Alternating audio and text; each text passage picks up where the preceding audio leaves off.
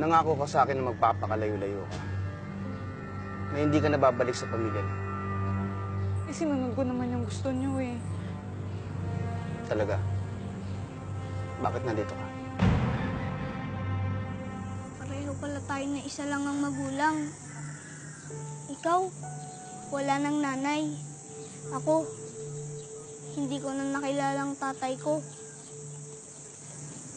Mula noong iwan kami ni nanay, naging lasenggero si tatay. Gabi-gabi, umuwi siya na mainit ang ulo. Nananakit. Siguro, nasasaktan pa rin ng tatay mo dahil iniwan na kayo ng nanay mo. Oo nga. Pero bakit ako ang pinabubutunan niya ng galit? Bakit kailangan niya akong saktan? Hindi ko talaga alam na may factory dito sila, Mr. President. Hindi mo alam? Ano yun? Nagkataon lang napadpad ka dito? At nagkataon lang na nagnakaw ang anak mo sa bread factory? At hindi mo inutos? Pinalano mo yun, Sonia? Hindi ko pinlano yun.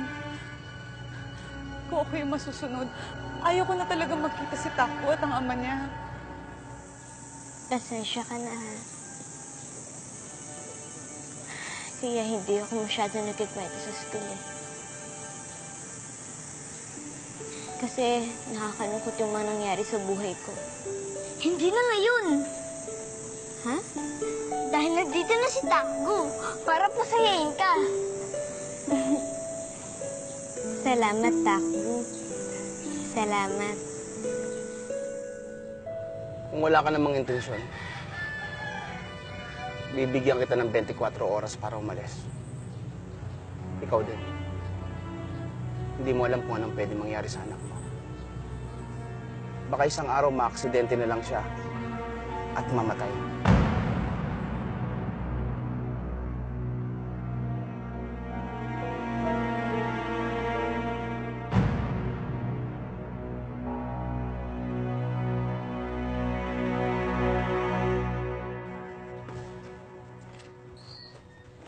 Nay, may bago po akong kaibigan.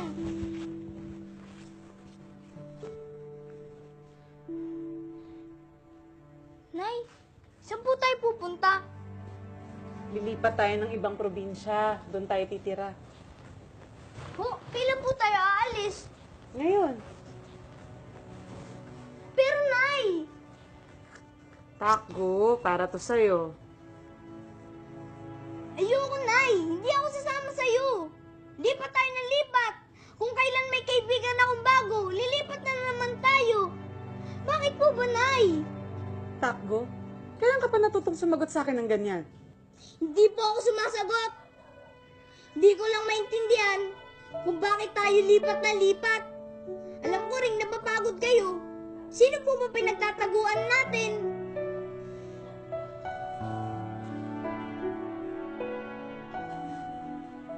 Hindi ako sasama.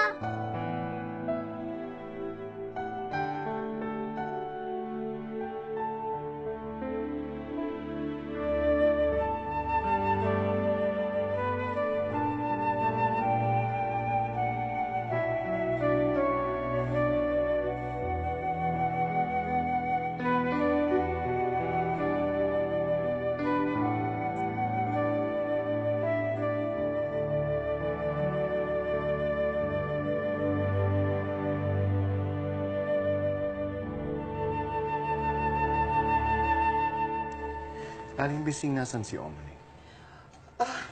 Sir, masama pong pakiramdam. Walang ganang kumain.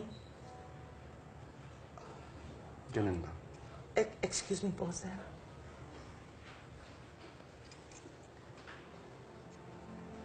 I think we should cancel the party tomorrow.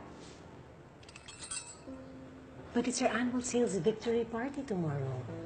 Marami pa importanteng bisita. I think it's gonna be too late to cancel on them. Too short notice. Here we go again sa pagiging insensitive mo. sakit ng nanay ko. Pagkatapos gusto mo ako magsaya. Johnny, it took me months to prepare this celebration. Sorry na lang si Mama kung itutuloy natin ang party bukas. I don't wanna have to move it anymore. Besides, hindi naman siya kailangan doon. Ano gagawin niya doon? Tatayo siya, looking stern and not having fun. If that's what I wanted, edi umarkila na lang sana ko ng statwa.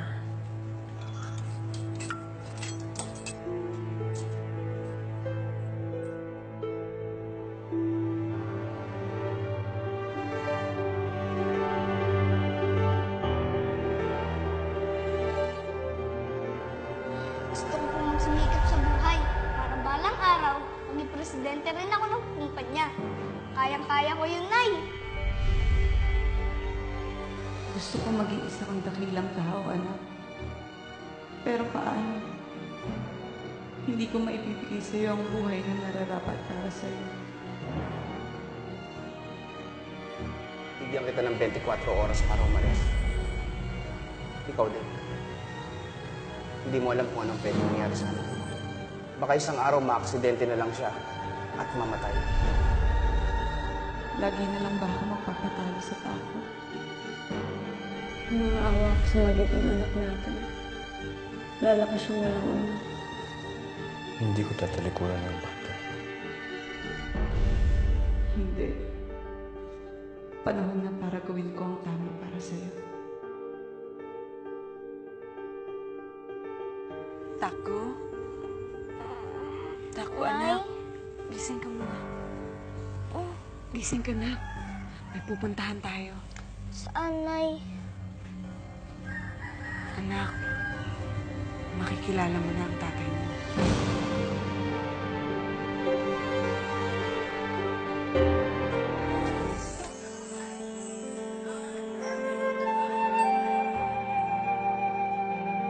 How are you guys? Is everybody enjoying themselves? Thank you, sa pagpunta.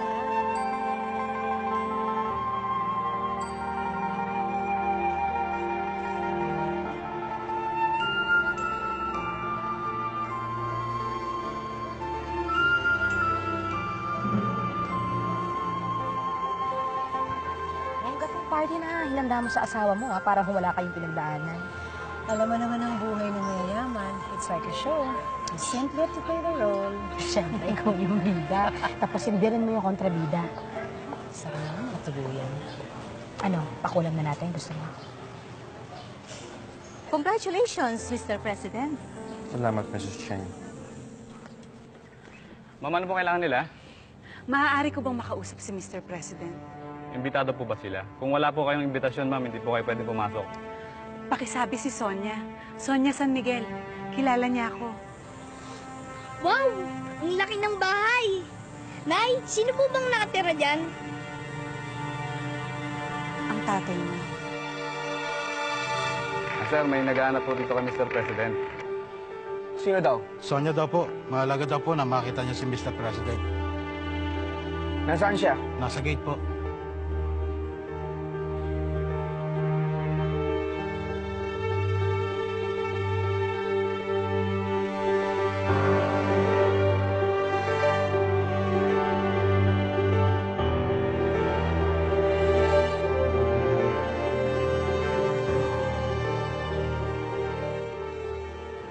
Nababaliw ka na ba, Sonia?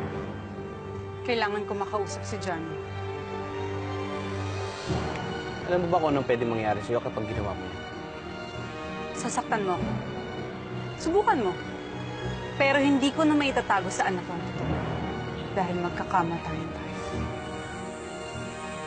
Tako? Pigilan yung babae niyan.